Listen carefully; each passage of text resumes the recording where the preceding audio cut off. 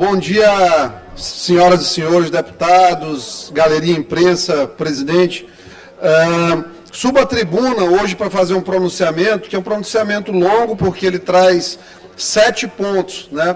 Primeira coisa, não dá para negar o que aconteceu em relação à eleição da OAB nos últimos dias. E o pronunciamento que nós trouxemos ontem à tribuna jogou uma verdadeira luz dentro da nódoa que estava acontecendo no processo. Desesperada, a direção do processo eleitoral, a comissão eleitoral, convocou os advogados que estão concorrendo à vaga de desembargador para uma reunião. Mas durante o dia, eles tiveram a ousadia, alguns deles, conforme me foi mostrado em grupos de WhatsApp, de dizer que a Assembleia, deputado Arnaldo, não deveria se meter ou falar sobre a eleição da OAB. Deputado Pará Figueiredo, como não? Se nós temos aqui em jogo a vaga de desembargador do Maranhão. Eu não estou tratando de matéria interna corporis da OAB, de aprovação de uma mudança de estatuto local. Eu não estou falando de uma eleição de comissão de prerrogativas ou de uma nomeação. Eu estou falando de uma matéria que interessa não apenas a OAB, como a Assembleia e aqueles que esta Assembleia representam, que são as pessoas lá fora. Até quem não sabe o que está acontecendo, que infelizmente no Maranhão é a maioria, merece essa preocupação da Assembleia. Portanto, comentamos, trazemos informações, sim, e continuaremos trazendo. Inclusive, isso se faz para que a OAB não perca o status de organização que, perante a sociedade, das organizações que existem, tem 66% ainda de confiança da população. Hoje, se você for dentro da advocacia fazer uma pesquisa e verificar se o advogado confia na ordem, 66% eu tenho certeza absoluta que não confiam na ordem. Por quê? Por situações como essa. Olha, ontem houve uma reunião, não chegou a consenso algum, não se chegou a consenso algum.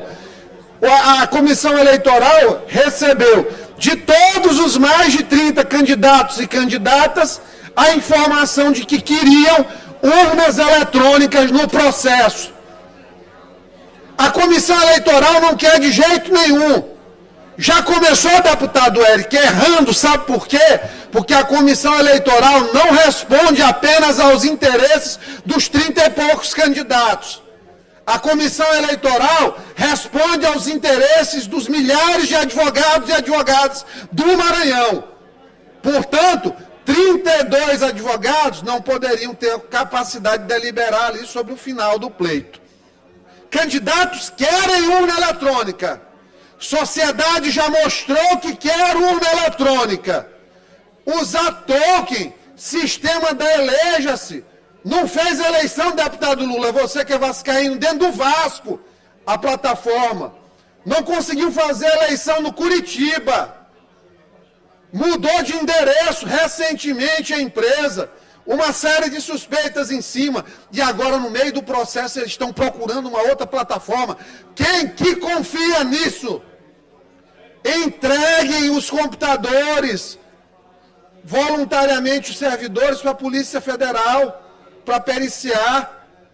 A despeito da decisão do juiz federal de ontem, o processo não perdeu objeto, porque há pedidos outros que precisam ser apreciados. Então, tenho certeza que os advogados que entraram com a ação vão recorrer de maneira correta. Coisas estranhas aconteceram nesse processo. Denúncias chegaram, ficaram de me mandar até o final do dia informações de um suposto clube do Tolkien entre os advogados. Então, os candidatos querem urna eletrônica, a sociedade quer urna eletrônica. A comissão eleitoral não quer urna eletrônica, sabe sob qual justificativa? De que tem no edital escrito plataforma online. Gente, o que é uma plataforma online? A urna eletrônica é uma plataforma online. A urna eletrônica tem o e-título já, que é como se fosse um token. tem todo um processo de modernização. A urna eletrônica, você deposita um voto, a partir do momento que você dá a ordem, ela gera via sistema, isso é recebido por um servidor. Procure a definição de plataformas online para ver que o sistema de votação hoje do TSE é uma plataforma online. Ou seja, uma OAB usando filigramas jurídicas de palavras ortográficas, de radicais latinos até, para poder justificar o não uso de um instrumento comprovadamente seguro e que, inclusive, a OAB várias vezes já tratou a respeito do tema. Portanto, a plataforma urna eletrônica, que com 60 dias está à disposição, é a única chance da OAB do Maranhão não sair desmoralizada. Presidente Caio Saraiva, eu lhe faço um apelo. Conserve o legado da sua gestão à frente da OAB. Se Vossa Senhoria não fizer este pleito por urna eletrônica, vão passar o resto da vida dizendo que foi montado esse processo de escolha dos 12 da lista do OAB, da lista do 10ª. Então, fica esse pedido, caiam na real. Vocês estão desmoralizados e desmoralizando a instituição. E com isso perde a advocacia, sabe por quê? Perde a legitimidade de cobrar da política, perde a legitimidade de cobrar do judiciário, perde a legitimidade de cobrar das ações do executivo. O que é que um jovem advogado vai acreditar, deputado Eric, se ele chega num primeiro momento e ele vê que a ordem dele está fazendo uma eleição que não tem credibilidade? Era o lugar onde mais deveria haver confiança no processo das urnas eletrônicas, é o local e instituição onde mais deveria haver a necessidade de transparência na eleição e nunca apresentar a totalização dos votos até hoje, por seção, subseção daquele primeiro pleito, para se avaliar possíveis inconsistências. Se foram só 200 advogados, 200 e poucos advogados, se foram só 200 e poucos advogados que não votaram, ou votaram de maneira irregular, apresentasse os números, permita a sociedade auditar a OAB que tanto gosta de transparência, né? Então, esse é o primeiro ponto. Deputado Eric, o senhor pediu uma parte? Deputado Iglesias, eu quero lhe parabenizar pela fala, pela defesa que você está fazendo com muita firmeza dessa causa. Esse assunto da urna eletrônica, ele já é um assunto tão superado, que inclusive nos municípios, para eleição de conselho tutelar, nós utilizamos as urnas eletrônicas. Não existe justificativa, não tem o porquê ignorar a utilização das urnas eletrônicas nesse processo de escolha para o kit da OAB. Eu quero ratificar e confirmar toda essa belíssima explanação que Vossa Excelência está fazendo na tribuna. Agradeço a Vossa Excelência. Um processo que aqui do lado do nosso vizinho no Piauí já é feito 2 escolhas de quinto constitucional com urna eletrônica, deputado Júlio. Qual que é o problema? Ficaram de agosto a abril para fazer a eleição, não pode ficar mais 60 dias. Quem que vai perder? É o pessoal do clube do Tolkien, é o pessoal do clube do whisky, são os grandes advogados que estão sendo colocados aí no processo como possíveis compradores, manipuladores de advogado. Ontem aqui tiveram colegas que me falaram que tem compra de voto de pagamento de anuidade de alguns advogados que ainda não estão empregados, que não têm condições financeiras. E isso acontece, infelizmente. Paga anuidade e ganhou o voto. Então isso é lamentável. A advocacia precisa se levantar contra isso e contra essa ação não republicana da OAB no processo eleitoral. Hoje é urna eletrônica. O deputado Eric falou muito bem. Até conselho tutelar se elege por urna eletrônica. Se pedir para uma urna eletrônica na escola pública para fazer a eleição de diretora, vai conseguir. Portanto, não tem justificativa para isso. Segundo ponto do pronunciamento, preciso falar sobre a MA 203. Hoje, nós conseguimos, graças a contatos deste mandato, em Curitiba, com o prefeito Rafael Greca, com o diretor da UFRGS, o doutor Geni, trazer os técnicos de Curitiba para fazer a avaliação daquela obra. E olha, não é perseguição ao ex-governador, como às vezes alguns blogs alinhados colocam. Não tem conluio de Wellington com Adriano, com ninguém. Não tem má vontade de Brandão com Flávio Dino, ao contrário. Fico feliz aí que eles estejam aliados, é bom para o Maranhão. Se não tiver um atrapalhando lá em cima, é melhor para o Estado. Como, infelizmente, o doutor Jackson tinha gente atrapalhando na época que foi governador do Estado. Então, assim, não tem nada de perseguição, é técnica. Aquela avenida é mal desenhada. Aquele BRT ali é inviável financeiramente. Tarifa de R$8, não tem ninguém para subsidiar. Não tem como, e não tem cidadão para pagar. Então, hoje a UFRGS veio, já chegaram, vão a 13h iniciar a visita técnica, junto com os técnicos da MOB, para tentar trazer aí uma proposta de redesenho daquilo ali, de novo formato de funcionamento em cima de técnica. Governador Brandão, estou aqui para lhe parabenizar pela capacidade de saber aproveitar o que é bom e tentar melhorar o que não deu certo do governo passado. Isso é para os grandes homens públicos. Felizmente, o senhor está tendo essa coragem de fazer isso. Muitos esperariam passar o curto mandato que, infelizmente, o senhor terá e deixar a situação. Mas o senhor quer atacar aquele problema porque prejudica muito quem mora no Araçagi, quem vai para Passo do Lumiar, quem vai para Raposa, para São José de Ribamar. Grave problema aquela avenida. Outro ponto importante, não pude participar, infelizmente, até porque toda semana visito o hospital na condição de profissional de saúde. Outro ponto é a inauguração da unidade de tratamento de queimados no Hospital da Ilha. A possibilidade de contar com uma câmara hiperbárica, banco de pele, coisas que deveriam ter sido há muito criadas pela Prefeitura, não apenas pela do Braide, mas pela do Edivaldo Holanda, pela Prefeitura do Castelo, pela Prefeitura do Tadeu Palácio. Isso aí é coisa que já deveria ter no Maranhão há muitos anos. E fazer isso aqui em homenagem ao Márcio Rony da Cruz Nunes. Para quem não lembra, foi o Márcio Rony que em 2014 resgatou pessoas daquele ônibus que foi queimado aqui no Maranhão. E sofreu muito indo para fora do Maranhão para fazer tratamento. Sua família sofreu muito, porque ele teve que ficar muitos meses fora de casa. E isso, essa unidade de tratamento de queimados, ela abre uma perspectiva.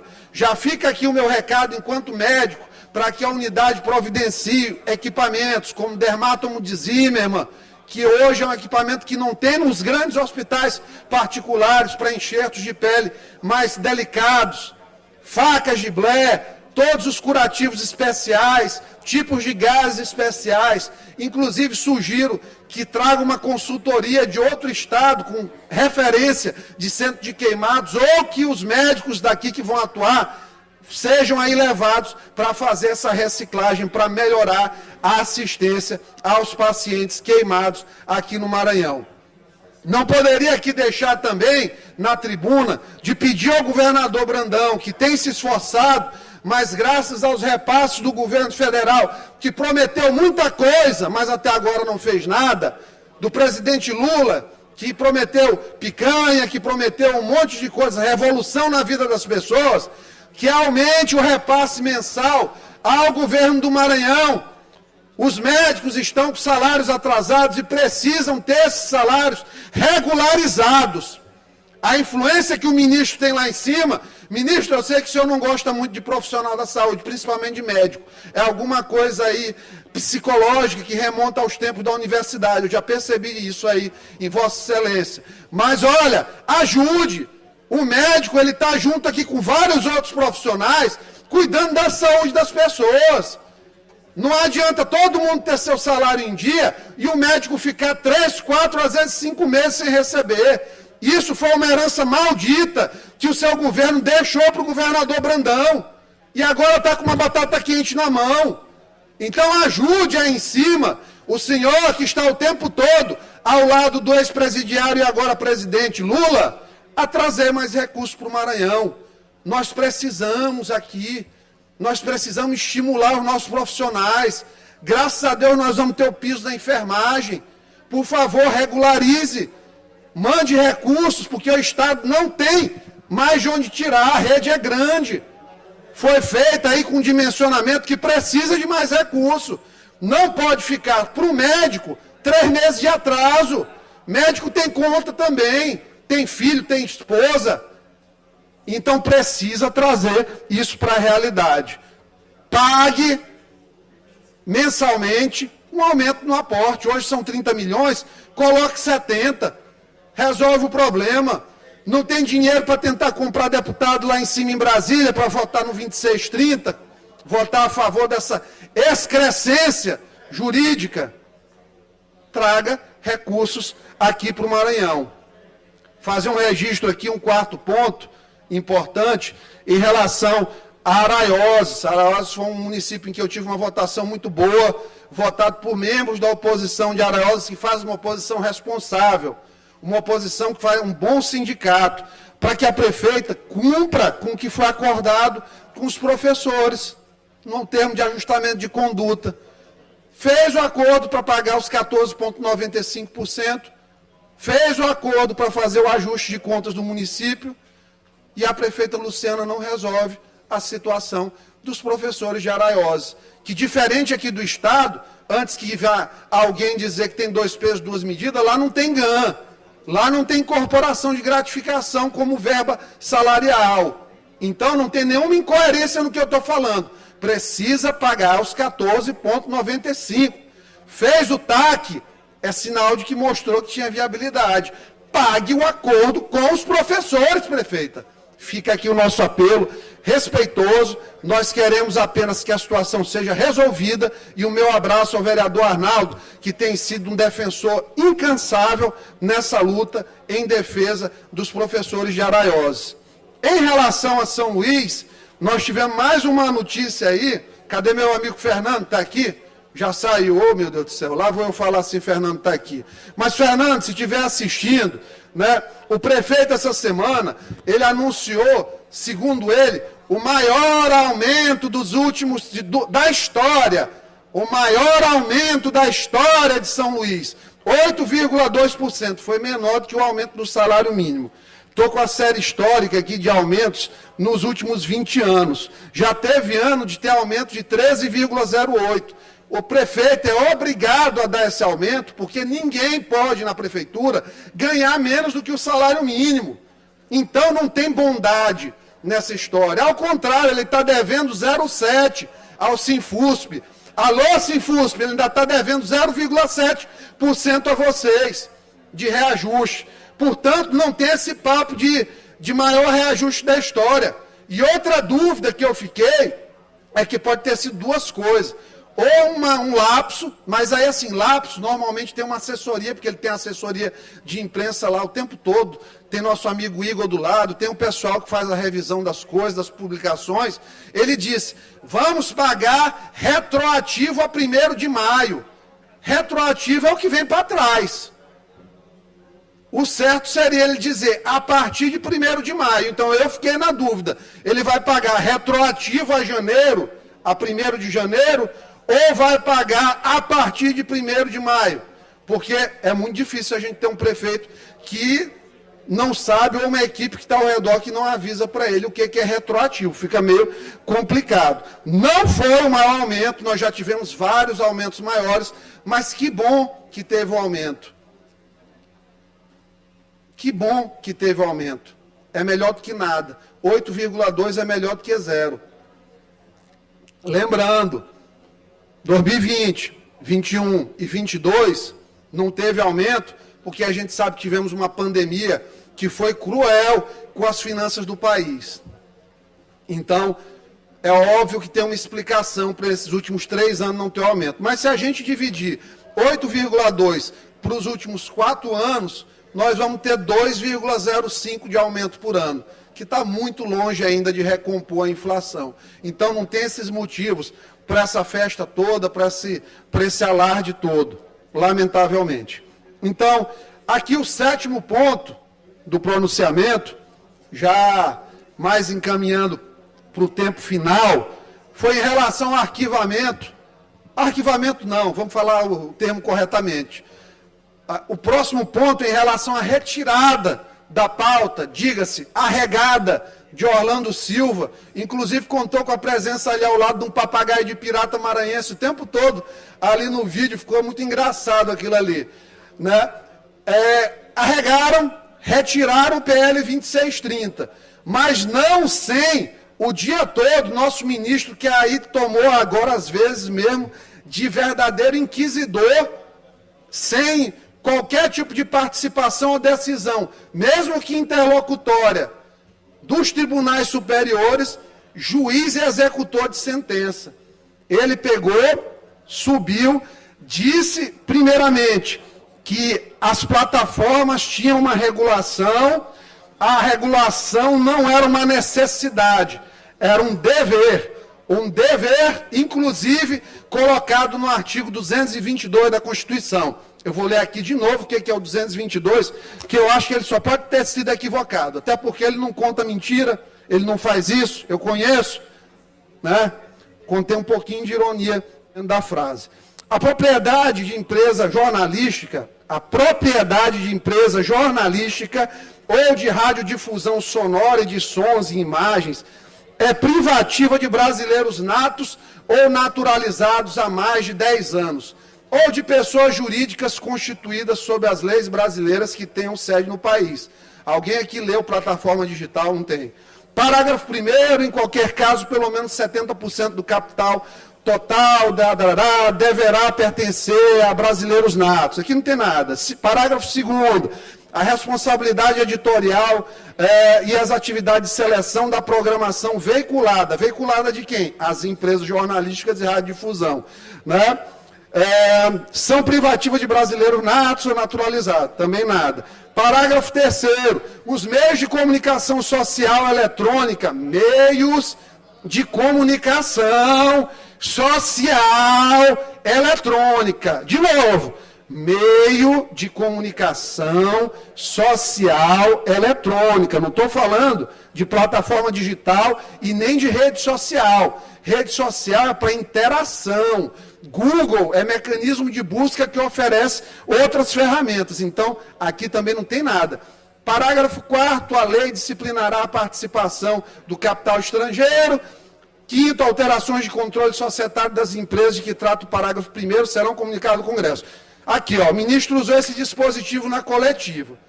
Ou errou o dispositivo, ou desinterpretou, ou quis mentir mesmo aqui. Seria habitual. Só concluindo, deputada Mical, 221, eu já vou passar a palavra a Vossa Excelência. A produção e a programação das emissoras de rádio, isso aqui é o 221, de rádio e televisão, atenderão aos princípios, incisos 1 a 4, preferência de finalidades educativas, promoção de cultura, regionalização, respeito aos valores éticos e sociais da pessoa, deputada Mical, e da família. Então, isso aqui é o 221. Então, não tem absolutamente nada na Constituição que obrigue. Então, ministro, eu posso dizer, subindo aqui na tribuna, de posse da Constituição Federal e dos artigos citados pelo ministro, que ou ele desinterpretou ou ele mentiu. Deputada Mical, por favor. Deputado Iglesias, obrigada por nos dar a parte. Então, a nossa preocupação com essa PL 2630, que fala sobre as fake news, mas, na verdade, busca instalar a censura no Brasil e também a liberdade religiosa. No artigo 11, fala somente sobre os cultos afro. Não fala das outras religiões. Querem cercear também o nosso direito, né? A gente já vê que pode até querer. A gente não vai poder nem falar de trechos bíblicos que são contra a práticas pecaminosas, como de homossexualidade, e daí então, se eu for falar, minhas contas podem ser derrubadas. Imagina, deputada, Uma tristeza. Então, assim, serve de alerta aqui para todos os cristãos, evangélicos e católicos, porque, na verdade, é de terrorismo aí. A gente tem que se mobilizar, porque ontem eles perceberam, deputado Iglesias, que eles iam perder. Humilhados. E por isso que eles tiraram de urgência. Mas, na verdade, creio que se a gente continuar, porque o primeiro momento nós vencemos, mas ainda tem muita coisa a rolar e a gente tem que acompanhar e fazer essa mobilização como nós fizemos, porque creio que Deus vai nos dará a vitória. Pronto. Obrigada, deputado. À disposição. Então, a senhora vê, se a gente tivesse um STF ainda, e não essa comandita ligada ao PT, que infelizmente nós temos dentro do Estado brasileiro, poderia se questionar pela laicidade do Estado. Um ponto como esse, como a senhora levantou. Porém, não. Mas, continuando, o ministro, para tentar extrapolar as suas atribuições, portanto, aí um evidente abuso de autoridade, utilização do cargo indevidamente, submetido, inclusive, às penalidades dos crimes de responsabilidade dos ministros, mais uma vez, ele marca uma coletiva em que ele coloca o doutor Adi Damos, ou Damu, para utilizar a pronúncia francesa da coisa. O ex-deputado e agora secretário nacional de defesa do consumidor, ele passou o tempo todinho com o rosto assim, porque ele não conseguia segurar a vergonha de que foi o ministro criar uma tese de que usuário de rede social é consumidor e que porque o Google colocou um advertisement lá, uma linha dizendo que era perigoso o projeto, que aquilo ali teria necessidade de contra-propaganda, querendo obrigar o Google a colocar. E aí ele disse que aquilo ali é um editorial. Primeiro que ele disse que é editorial, e depois ele disse que aquilo ali era uma frase. Frase não tem nem verbo, o que tem verbo é oração. Faltou ainda, inclusive, a questão da gramática aí na fala do ministro. Então, uma linha não é editorial, quem faz editorial é jornal e jornalista. Agora, as redes sociais que oferecem um serviço gratuito, mediante a assinatura de um termo de aceitação do usuário das suas condições, mediante um termo de aceitação das condições, eles não são consumidores. Ele passa a ser consumidor quando ele compra um serviço. Porque está aqui a definição de usuário e de consumidor. Vamos lá, o usuário é aquele que por direito de uso, a pessoa quando assina o termo, ela tem direito de uso, serve-se de algo ou desfruta de suas utilidades. Consumidor, aquele que adquire mercadorias, riquezas e serviços. Consumidor é registrado, consumidor é regido pelo Código de Defesa do Consumidor. Usuário é outra legislação. Não dá para enquadrar. Então a tese é furada, é ditatorial e é perigosíssima. Se tudo for levado para direito do consumidor, como o ministro está fazendo, ele vai governar sozinho. Ele vai começar a ser o STF, o Executivo, vai ser Lula, ele vai ser tudo. Porque quando era aqui na casa ele era governador, os projetos que eram de direito do consumidor, ele levava para direito civil para poder vetar. E agora ele quer levar tudo para essa tese esdrúxula, vergonhosa, mentirosa, de que está se tratando de direito do consumidor. Vergonha, ministro, vergonha desse seu posicionamento. Deputado Mical, por favor. Deputado Iglesias, não sei se você tomou conhecimento que a Polícia Federal desceu aí na casa do nosso querido, eterno presidente Bolsonaro. E o intrigante é que toda a imprensa já estava lá. Claro. A espetacularização, o processo penal do espetáculo. Isso que eles tanto criticavam na época que o Moro era juiz, que a Lava Jato fazia, via seu Aurí Lopes Júnior o tempo todo escrevendo sobre isso enquanto jurista, está aí a mesma coisa. Avisado, operação. Sabe o que isso dá, deputada Mical? Força ao nosso presidente Bolsonaro. Isso dá força, porque querem transformar num criminoso tentando achar carteira de vacinação, se vacinou ou não. Quem teve Covid se vacina se quiser. A saúde mostra hoje que gera anticorpos suficiente. Covid agora virou gripe. E agora eles estão tentando o tempo todo ressuscitar. Primeiro ele faz assim. O Capelli criou uma tese, lá jogou, Capelli demite funcionários que não tinham carteira de vacinação. Declaração, só vai ficar perto do presidente Lula quem tiver carteira de vacinação. Quem está monitorando Covid em si aqui na hora que está gripando? A imensa minoria. Por quê? Porque já virou uma gripe, graças a Deus, graças à imunidade de rebanho, e teve papel também das vacinas no começo.